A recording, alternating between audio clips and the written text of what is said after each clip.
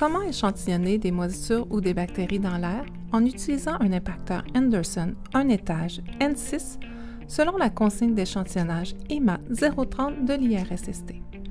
Cette consigne permet d'analyser une concentration faible à modérée de bactéries ou de moisissures, de 7 unités formatrices de colonies par mètre cube à environ 10 à la 4 UFC par mètre cube, selon la méthode de dénombrement utilisée.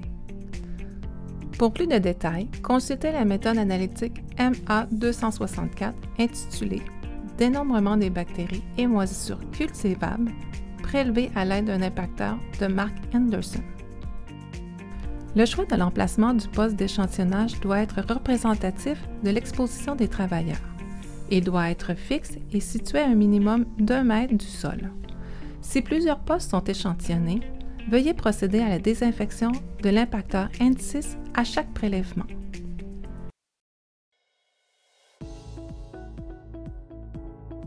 Matériel à commander au service à la clientèle. L'ensemble impacteur SKC QuickTake 30 comprend une pompe à très haut débit de 30 litres par minute, un impacteur Anderson un étage appelé un N6, un débitmètre, les tubes Tygon 1/4 de pouce et une bouteille d'alcool éthylique 85 %. Veuillez commander le dispositif d'échantillonnage adéquat selon le type de micro-organisme recherché. Pour les moisissures, utilisez le pétri Gélose Malt.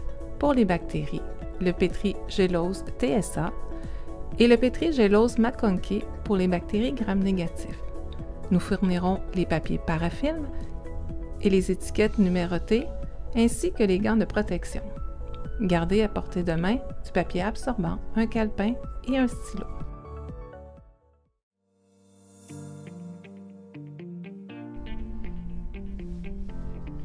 Comment brancher l'appareil?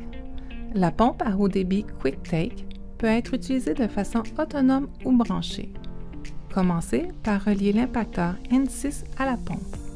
Faites attention à la bonne étanchéité des branchements. Assurez-vous que le tube n'est pas plié. Ensuite, reliez l'impacteur Anderson au débitmètre en respectant le courant d'air.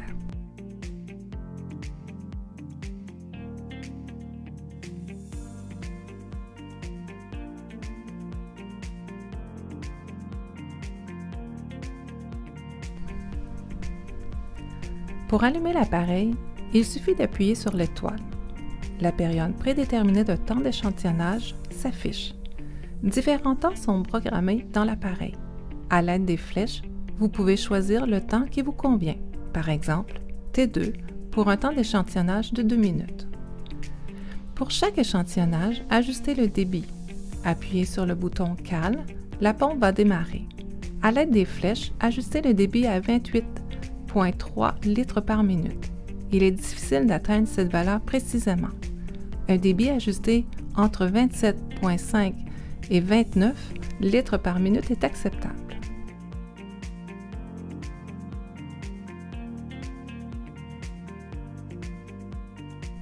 Afin de mémoriser la nouvelle valeur de débit, appuyez sur l'étoile pendant 2 secondes.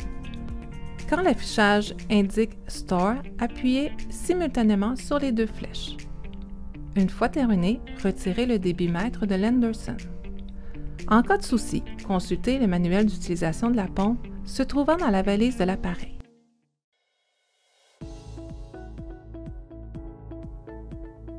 La prise de notes est un élément clé de l'échantillonnage. Veuillez noter les différents postes échantillonnés ainsi que les numéros d'échantillon correspondants. Sur l'étiquette fournie est inscrit le type de gélose ainsi que le numéro unique IRSST. Apposez cette étiquette sur le côté du pétri.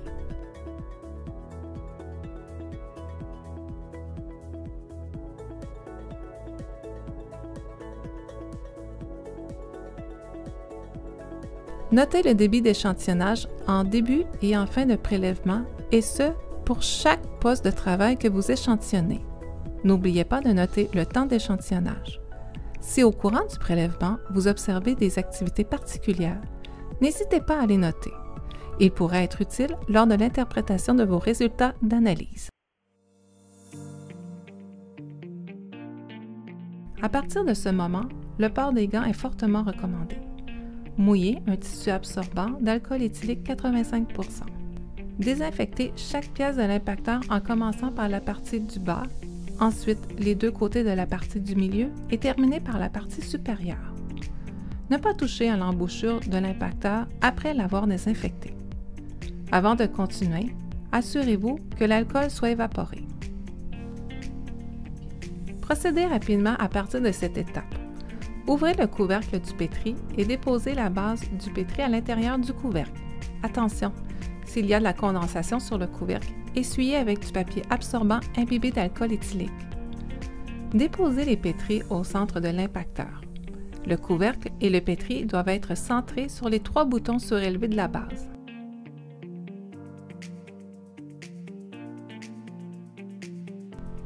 Remettez les 2 autres portions de l'Henderson et bien fermez à l'aide des crochets. Attention, ne pas passer les mains au-dessus de l'ouverture de l'Henderson. Ce geste pourrait influencer les résultats de votre échantillonnage.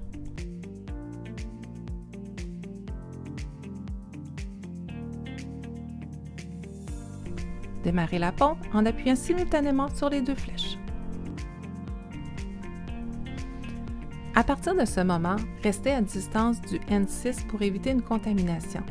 Évitez les mouvements brusques qui pourraient soulever ou influencer le déplacement d'air et de micro-organismes autour du site d'échantillonnage.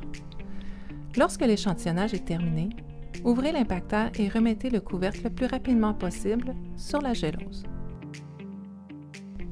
Refermez avec une bande de paraffine et placez le pétri en position inversée, c'est-à-dire le couvercle vers le bas, pour éviter que les gouttelettes potentielles de condensation tombent sur la gélose.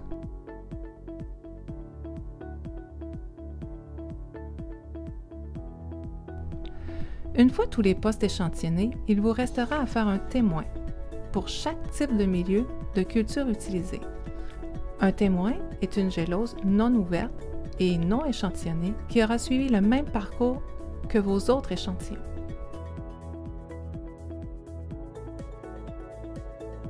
Une fois l'échantillonnage terminé, inscrivez vos prélèvements sur le site ClickLab ou sur CISAT pour les intervenants des équipes de santé au travail.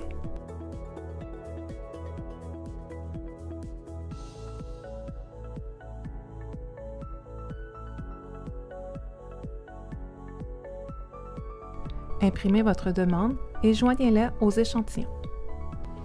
Dernière étape, l'expédition des échantillons. Placez vos échantillons et tous les pétris non utilisés dans la valise ou la boîte qui contenait les géloses. Les pétris doivent être bien stables et expédiés couvercle vers le bas. Insérez un bloc réfrigérant dans la boîte si la température extérieure est supérieure à 25 degrés Celsius. Enveloppez le bloc dans du papier absorbant puisqu'il ne doit pas entrer en contact avec les pétris.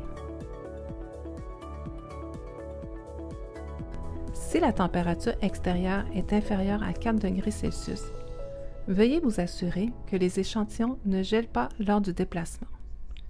Les pétris doivent arriver au laboratoire dans un délai maximum de 48 heures après l'échantillonnage, accompagné de la copie de votre demande ClickLab ou CISAT. La consigne d'échantillonnage IMAT 030 se trouve sur le site web de l'IRSST, de même que la méthode analytique MA 264. Pour toute question concernant l'échantillonnage des bactéries et moisissures dans l'air, n'hésitez pas à contacter l'équipe des risques biologiques de l'IRSST.